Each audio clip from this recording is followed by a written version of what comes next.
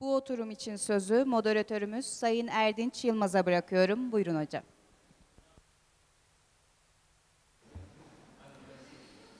Teşekkür ederim.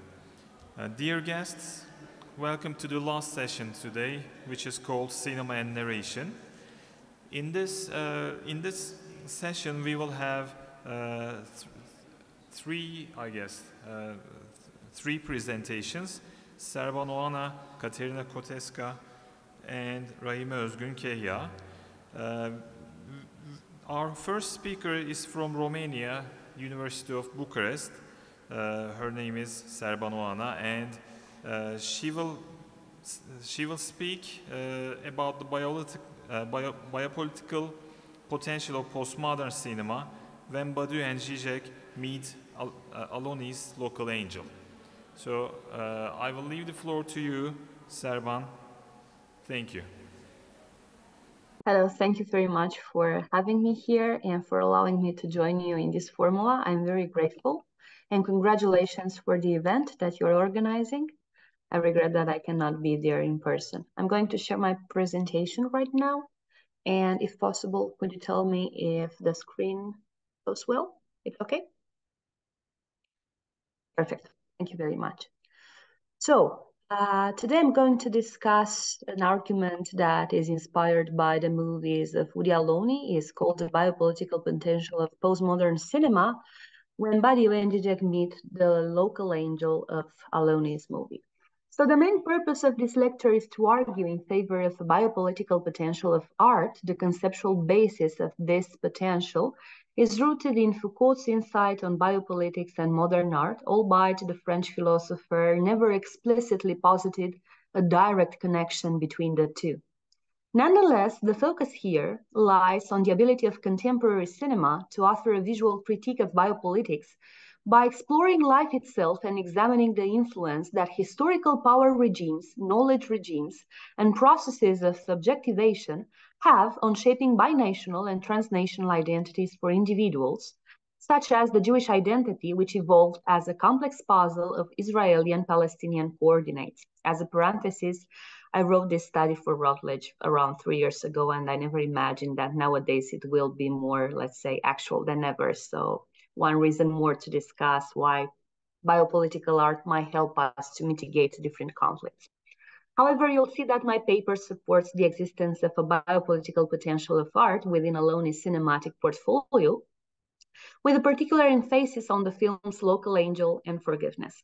By examining the influences of Spinoza and Benjamin, modern philosophical ideas on Aloni's movies, as well as Žižek's and Baidou's critiques of the artist's aesthetic trajectories, I aim to highlight the nature of biopolitical art, which can be encapsulated by the following core concepts that I'm going to discuss further.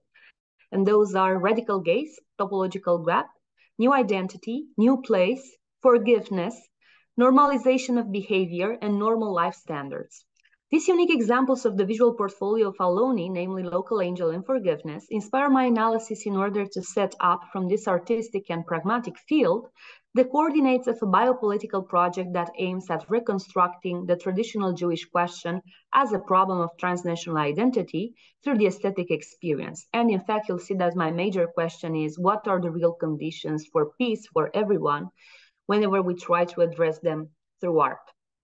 Despite the fact that both Žižek and Baidou recognize the political potential of these movies, reflected by topics such as political and religious tolerance, political subjectivity, social faithfulness, and awareness of the other, crossing borders and territories, separation, war, violence, they never use in their analysis of biopolitical consideration that I will try to sustain in my paper. Nonetheless, the fact that Woody Aloni movies do not prescribe a political thesis, nor they depict it, since the truth is inscribed in art and at the same time is an effect of it, might suggest something about the role of contemporary art through its images has in producing truth. So one of the specters of transnational minorities is represented by the binational idea of a state that constructs a historical narrative as a binational reality with two-state solution. Jewish minorities cultivated in this manner diaspora filling inside their own Oriental carpet, so that, and I quote from Žižek, the Jewish identity today is not such as a self-evident question, not even for Jews, end of the quote. On the one hand, there are people trying to fulfill the traditional project of their motherland, but on the other hand, there are Jews who endure the atrocities of Shoah just to remain present in both the physical and mental geography of their sense of belonging. So the Jewish question nowadays is split between Palestinian Jews and Israeli Jews, and that's the main focus of the movies of Woody Aloni. They certainly are the result of a political division, but according to Žižek, not between, and I quote, secular liberals versus religious fundamentalists, but between two attitudes, which I would call relevant for the governing of life and terror that engages a biopolitical perspective. The radical liberal is Zionism, that is all the rights for Palestinians, but not a secular state, that's too risky, and an attitude that would be willing to risk a secular state. I ended the quote from Žižek. So as we can see, Žižek's argument is relevant because in this term, secularism became a risk to the radicalization of the traditional Jewish identity. Therefore, I think that we have to answer, following this route, to Žižek's question, what does a Jew want? And in his opinion, this is the major question that transgresses Woody Aloni's movies. The first presupposition is that Jewish people want the recognition of their identity, starting with their binationalism as an expression of a minimal distance for biopolitical security. At a first glimpse, Žižek's option to explain the Jewish political options through the formula, let's have a secular state, but later on, it's quite inappropriate in my opinion. The problem is to recognize that the concept itself of identity is intercultural, at least for the Jewish people, and consequently binational. Woody Aloni movies surprise, according to Žižek, the two individual groups in the scenario of negotiation, while in real life, these political actors argue the reverse, meaning a total rupture. So in this second paradigm, in which the best propaganda weapon is telling the truth, liberal Israelis argue, and I quote from one of the lines of Woody Aloni's movies, but we tried everything, now they are throwing bombs, we cannot even negotiate, end of the quote. The Jewish definitely want transnational character to be bound in the binationalism. So to the question, what does a Jew want? One should answer not which Jew, but for all the Jews, he has one desire, meaning to live in peace. Therefore, let's have a look to what Woody Aloni's solutions would be for that. His film Local Angel is inspired by the interpretation that Walter Benjamin gave in Thesis on the Philosophy of History to the painting of Paul Klee, Angelus Novus, that you see here, a monoprint from 1920s. According to Benjamin, the angel is depicted in a dynamic that inspired the moving away from the past, the tragedies of the unstable present, and the run from the chaos unleashed under its wings. And I quote from Benjamin, a Klee painting named Angelus Novus shows an angel looking as though he is about to move away from something he is fixedly contemplating. His eyes are staring, his mouth is open, his wings are spread. This is how one pictures the angel of history. His face is turned toward the past. Where we perceive a chain of events, he sees only a single catastrophe which keeps building wreckage upon wreckage and hurls it in his feet. The angel would like to stay awake in the dead and make the whole what has been smashed. But the storm is blowing from paradise, it has got caught in his wings with such violence that the angel can no longer close them. The storm is irresistibly propulsed him into the future to which his back is turned, while the pile of the debris before him grows skyward. The storm is what we call as progress. End of the quote. So here you see the poster of the film on the right side of the slide. The angel is the symbol of the history in his process. Accordingly, Aloni's Local Angel takes his face from the Jewish identity. Among the history embedded within concepts such as sacrifice, faith, and sacred duties, the Palestinian-Israeli conflict shows up a rivalry tradition disputed on the realm of capitalism. This documentary reflects Aloni's intellectual travels that commenced soon after the 9/11 catastrophe to Israel, where he seeks to rediscover the theological and political roots of his mother, called Shalomi Aloni, known as the founder of the Israeli civil rights movement. As a peace activist, she seems to be Aloni's original angel, followed by Hannah Ashravi and Yasser Arafat, with whom Aloni engages in dialogue along with other cultural figures of the Israeli and Palestinian society. This hermeneutical engagement, highly visible in his aesthetic creation, is based on the Jewish framework that Benjamin's philosophy shares with one of his modern predecessors, Spinoza, to whom Aloni devotes a higher recognition, giving the subtitle, The Theological Political Fragments, to his movie, after Spinoza's homonymous work, Tractatus Theologicus Politicus. So on the one hand, Aloni follows Benjamin's theological political fragment, which takes Spinoz's depictions of the nature towards new considerations through which nature itself becomes identifiable within the messianic spirit of time. But on the other hand, Benjamin's fragment overlaps this distinction between religion and theology to that between the Messiah and the messianic. So Aloni was wondering, how can I would depict that along my movies? So here we see that these correspondences, both on internal and external political levels, aimed by a theological symbol, describe a biopolitical project gathered under the image of local angel. The voice of the narrator, which interrupts the film, frames devoted to the capitalist industry of music, dance, high life of the Orient, expressed by Israeli singers and Palestinian rap groups, doubles the iconic image of the theological symbol with a story. The angel looks as though he is about to move away from something he has been guarding. The statue of the angel, placed in the cemetery of Jaffa, with his wings to the dead and his back to the world, announces the break of Israel and Palestine as the progress of history, otherwise assimilated through the contrast between East and West. And I quote from Aloni, "This is how one pictures the local angel of history. He faces the East and his back is turned to the sea. The waves in constant motion behind him beckon him to sail westward. In the end, the angel will fail." So the angel follows the division of consciousness from New York to Israel and from Israel to Palestine.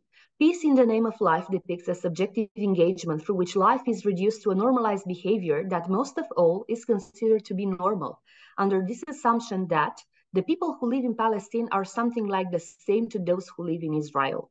So Aloni says, biopolitically, the movie is concerned with the construction of a new place, end of the quote.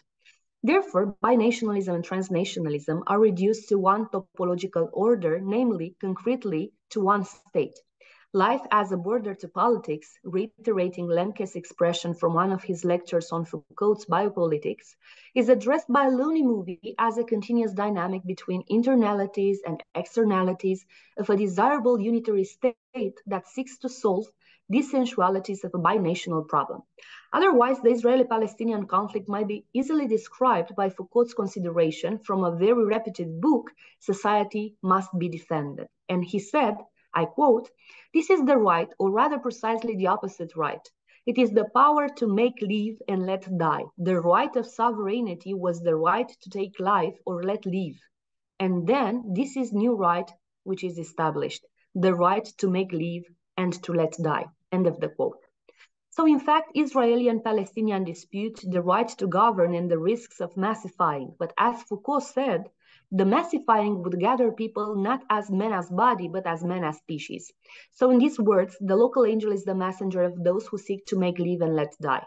Badiou understands that Aloni conceives this construction of a new state and implicitly the reconstruction of the so-called Jewish identity as an accommodation of individual and collective narratives that develop a topological spirituality.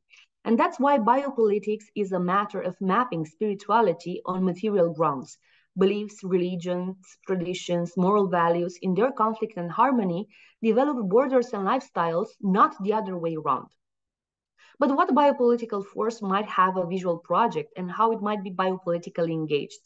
In its assembly, the movie Local Angel surprises the dynamics of nature through the sea, the contrast between moving bodies fighting for their survival and authority, the narrowed or expanded portraits of women from the most civilized and lacking inhibitions to the most conservative ones. Through the power of images and symbols, the movie depicts the horror, the tragedy, and the despair of people who, despite their political conflict, resent all these feelings and life attitudes alike, since by nature and spirituality, they are all the same. Alain Badiou said about Aloni's movie, and I quote, "This movie is saying to us that when the situation is horrible, full of death and violence, when it has become impossible for it to become something good for all people, there is always the possibility of seizing the situation in another manner, from one point of view, humanity itself, and not from some particular parts of humanity." End of the quote. So this is why in the film it's very important to see that there is a reconciliation between weak gods and new gods, between individuals and, let's say, political wills. Here we must say that both Baidou and Žižek analyzed Aloni's movie from a very left angle, from the side of the leftist politics. However, this radical perspective is not an argument overlapped over the artist's own philosophical views without a real reason. So I think that it is Aloni's opinion that grace is a universal concept, while political identity and politics as a whole will remain very particular ones. So the political identity lacks universalism nowadays. In this context, Aloni preferred to use the notion radical grace that has at its core the analysis of radicalism as it appears in a political engagement. So to create a space of non-violence in the space where the oppressed have the right to violence represents one of the multiple biopolitical ambitions that Woody Aloni's films wanted. The radical grace acknowledges the right of the oppressed to violence, but it creates a space in which it is not necessary.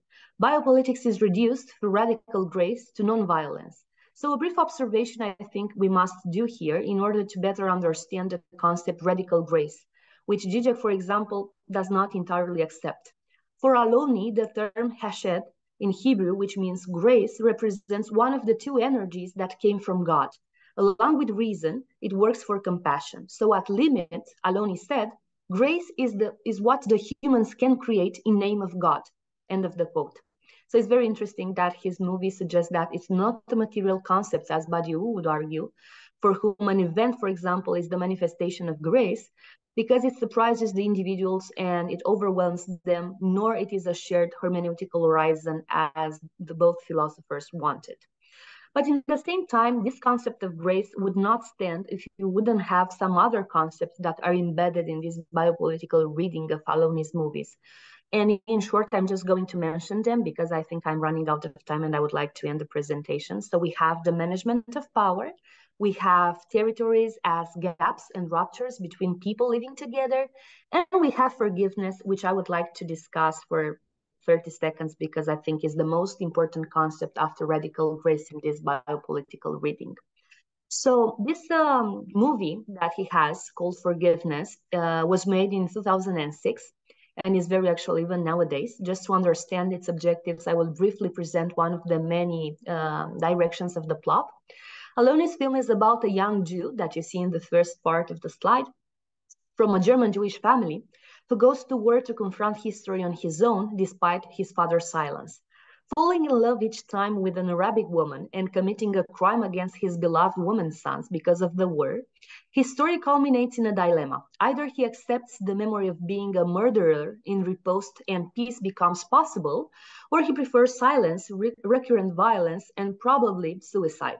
So the main moral here is that parting for war is a gesture of willing the recognition of the father. Thus, binationalism should begin to be treated as a source of the motherland, not as an expression of two fathers certifying recognition of values, principles, and culture. Nevertheless, forgiveness is exposed as a self-reconciliation through the story of the principal character with his own life set up before being able to forgive the others. So Aloni's merit is to associate through the power of images and aesthetic experience the anti-memory motive to forgiveness. In his last movie, David Adler, the young American Israeli, says, and I quote, decides to move back to Israel only to find himself committed to a mental institution that sits on the ruins of a Palestinian village called Desir Yassin, end of the quote. As the artists tell us from the description of the movie. Dr. Itzik Shamesh, a psychiatrist at the Mental Institute, injects David with a chemotechnological drug in the attempt to build a bridge over the trauma zone and allow David to live a normal life.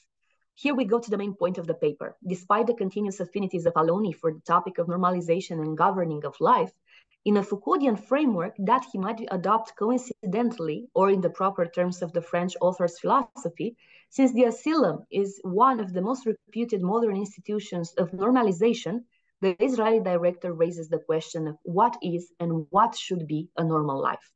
In the end, normality itself becomes a gap that must be seen in theological political terms between the physical and metaphysical, between man and God, and at the same time, the bridge connecting them, as Aloni himself expresses.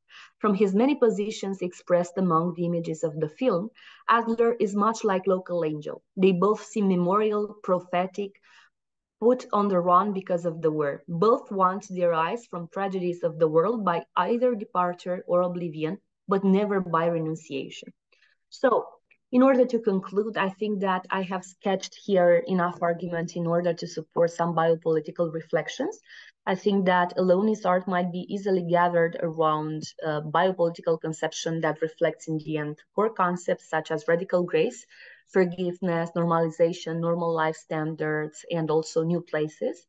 I think that those films are very important because even nowadays we see the conflict between Israeli and Palestine shaped by narratives of many years ago, blending and embedding conflicts between traditions and capitalism, between East and West. And the last important thing that I would like to put on the table is the fact that further developments of our biopolitical considerations are more than ever needed nowadays, because we map and defend societies. We tend to, let's say, overcome gaps between us, which are either mental or cultural. But what's the most important thing is that cinema has this biopolitical potential of explaining what is Zoe, meaning our biological life, our common identity, and what is bios, meaning something that goes over, is our culture of living together that should be bonded. I hope my arguments were at least, let's say, fruitful for what might inspire different questions. And I thank you once again for having me here.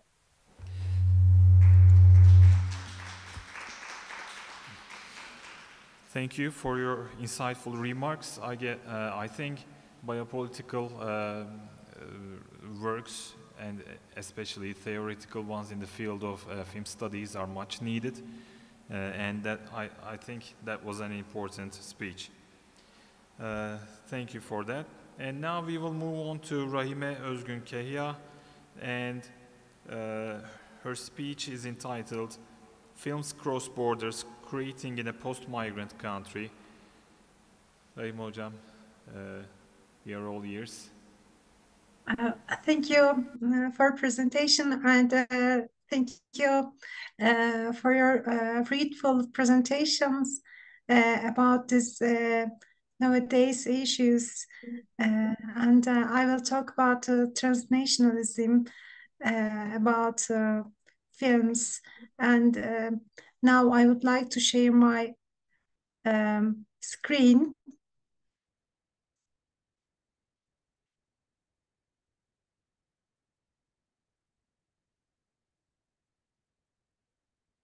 Okay. Can you see my screen? Okay. Yeah. Films cross borders, creating in a post-migrant country. I'm a postdoc researcher in Kafkas University, which is at the end of the east border of Turkey, and in cinema television department, and I focus on mainly migration and gender issues in film and media studies. Today, I want to discuss the impact of Turkish-German migration on the transition from world cinema to transnational cinema. Because in Germany, there are so many Turkish people, because in 1961, there was a Turkish-German labor migration agreement, and now the biggest people with migration background is Turkish people. And now my presentation has the concepts such as migration, curatorship, film festival, national cinema, and transnational cinema. Because in 1990s, guest workers, in the first times, they were called guest workers in Germany, and their children, the second generation of the migrant people in Germany, start to produce films in 1990s. And also the development of curatorships started especially in 2000, after 2000. And we should regard this this is not only the migration of people, but also the migration of films. Migration of people causes migration of films. Here, I'm focusing on the bebak. It is a Turkish word. In English, it means have a look. It is a non-profit project in Berlin, founded in 2014 by the artists and creators Malve Lipman and Can Sungu. They focus on transnational narratives with this bebak project, which is a long-term curatorship project. And in Germany, which is a post-migrant country, curatorships, exhibitions, and publications are organized with the supports of various funds within scope of project, for example, in this project. And in this bebak project, they address representations of cultural diversity, such as gender, queer, and otherness matters at a transnational level. From time to time, Turkish Yeşilçam, which was a traditional Turkish film industry, in especially very fruitful in 1960s and 1970s, or new Turkish cinema films are included in various programs, and the bebak project diversifies the sources of transnationalism by screening films from other countries.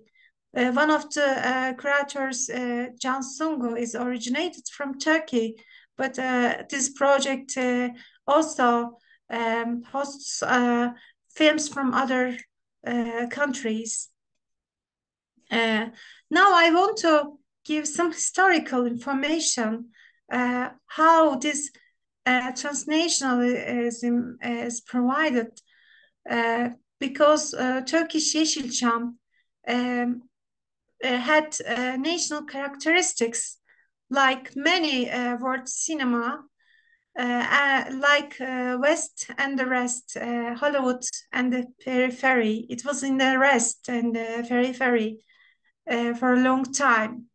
And then I argue that migration provided transnational characteristics to Turkish cinema. And now let's look at Moretti's approach about transnational cinema.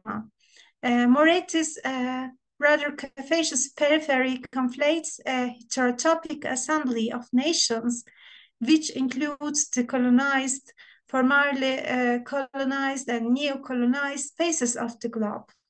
For example, the nearest South Asia, Latin America, and West Africa, and alongside the majorly dominated or peripheralized countries and regions such as Turkey, Southern Europe, and Eastern Europe. And when we look at this approach, Turkish Yeşilçam cinema has been confined to national borders within the invisibility of world cinema for a long time, despite the fact that it ranked among the first in film production worldwide and had an impressive dynamic with its high viewership during the 1960s and the first half of the 1970s. And then after 1970s, it started to failure in production and consumption. One of the reasons for its failure to reach a transnational level was the unilateral flow of Western-centered Hollywood films. Although Yeşilçam cinema lost momentum from the mid-1970s onwards, certain factors contributed to the transnational visibility of Turkish cinema. And now I want to talk about how its level from national cinema to transnational cinema right. Because films cross borders with migration. In an age when people open borders so intensely, it is a necessity for films to cross borders. Although the migration of films is seen from time to time in such a migration intensity of people, it is impossible to mention that it is at the desired level. For example, in Germany, one of the countries' transition from a country of migration to a country of post-migration. Festivals and curatorial activities have hosted films from the country of origin, which means Turkey, more in the 2000s years, in the millennium. Because Turkish-speaking communities constitute the highest proportion of the minority communities in Germany, and this situation affects film production and screening. In addition, the mobility of online video streaming programs also affects the fluidity of films. These online video streaming programs are not in the scope of my study, but I think they are very integral. They affect each other.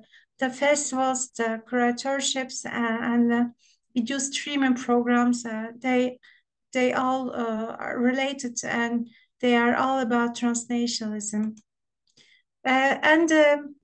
Film creating is selecting and organizing films to be screened to the audience in line with a theme or for a purpose.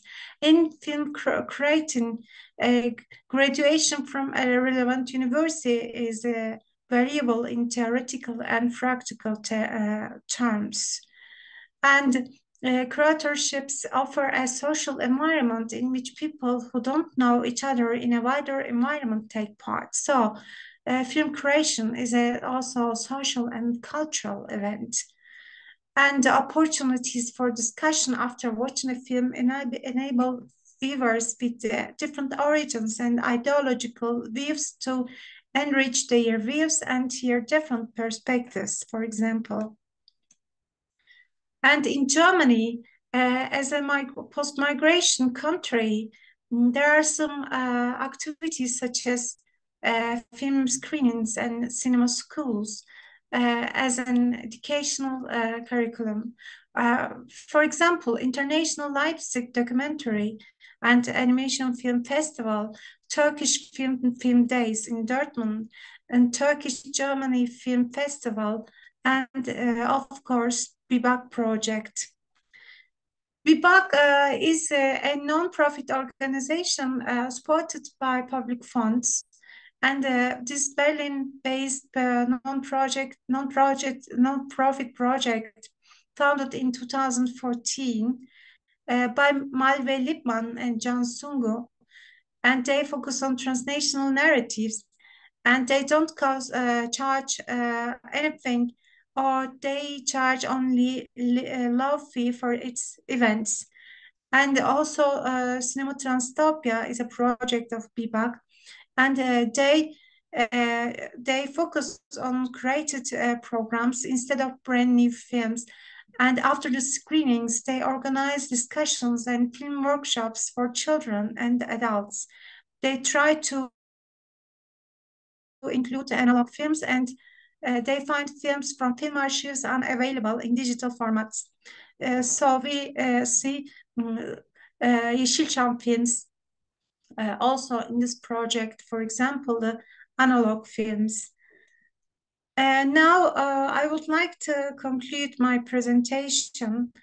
So at the end, in Germany, a post-migrant country, they host festivals and curatorial activities, films from Turkey and other countries. And the migration of films is the result of the migration of people.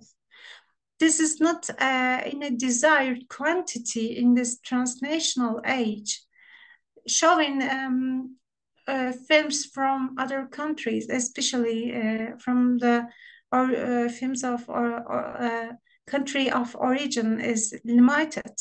However, Berlin-based organizations such as BIPAC are important initiatives for us to be optimistic about transnational and transcultural dialogues. Thank you very much for listening to me and for this fruitful organization. We would like to thank Dr. Keya for her insightful presentation, and we appreciate both of their contribution to our event. I would like to ask the audience if they have any questions for you. For both of them?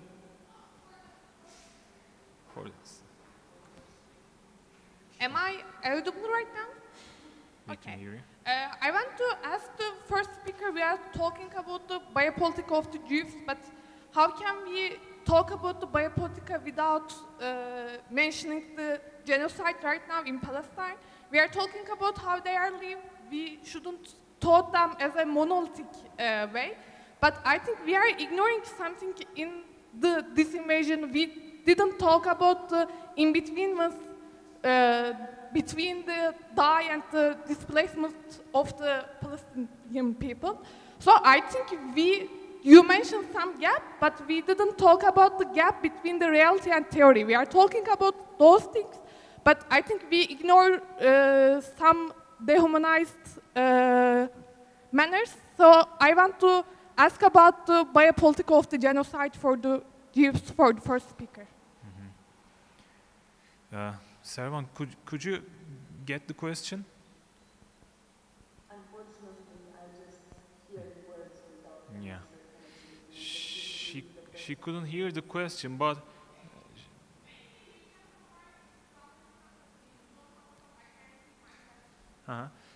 can you shortly repeat your question? Maybe simplify it. Yeah. Actually, I'm asking about the side of the genocide right now, or the intifada, about the biopolitics of the Jews, because we understand their process, some part of their process, but we know there's an invasion, there's a but we didn't see the side of this conflict in this presentation. I think this is a very essential part for the late history. Yes, she's actually asking. You talked about the conflict between between Palestine and Israel, and you just mentioned it as a conflict, but you didn't mention, you didn't actually define the sides. And she's asking, how can you talk about biopolitics without actually defining this conflict? Okay, so one problem would be the fact that I did not insist on the term biopolitics, yeah? So what I'm trying to do here is to approach the biopolitical classical acceptance of this term, which is a discipline that studies the management of life, the access to different resources, and how we protect lives in scenarios of exception, such as war, conflicts, pandemics, so on and so forth. So Aloni just chose one particular aspect, the conflict between Israel and Palestine. And I was interested in seeing how his movies might frame a biopolitical argument, but not negatively, so not insisting on how we isolate life, but positively, how we can bring them together. Unfortunately, he provides in his films no explanations for the traditional causes of this conflict. So he did not say who started first, if that's the second question, if I understand correctly. Rather, he says, we have people, civil people, Israeli and Palestinian, who have to live together. So the question is, could art help to bring people together where political interests keep them apart? And that's why he has chosen as main actors for his films only civilians that are either sent to war or have no interest in political activities. Yeah. So I have to say that the movies are very old. One is from 2006, the other one from 2010. So nothing that I have presented represents an updated argument with what's happening nowadays between Israel and Palestine. But what I'm interested in is to see if biopolitics, which has two terms at its core, zoe, which means organic life, and bios, which means cultural life, could help together, or meaning how is our cultural strengthening our physical life? Could we use culture in order to defend the physical life? That's the main question of biopolitics in this larger frame. I don't know how much I have succeeded in answering to the question. Yeah, that Or was if a your fair one, I colleague is guess. satisfied. Thank you. And that was, I guess, a satisfying answer because your speech was about biopolitics, but it wasn't exclusively about this conflict. It was about many things. So thank you for that. And başka soru var mı arkadaşlar? Do you have any other questions? No? Okay. I guess we are finishing this session here. And thank you for your contributions, Dr. Serban and Dr. Rahim Özgünkaya. And Thank you. we hope we will see you again. Have a nice day. Have a you very nice much. day. Thank you. Bye. And good luck today See you. and the next days. Bye.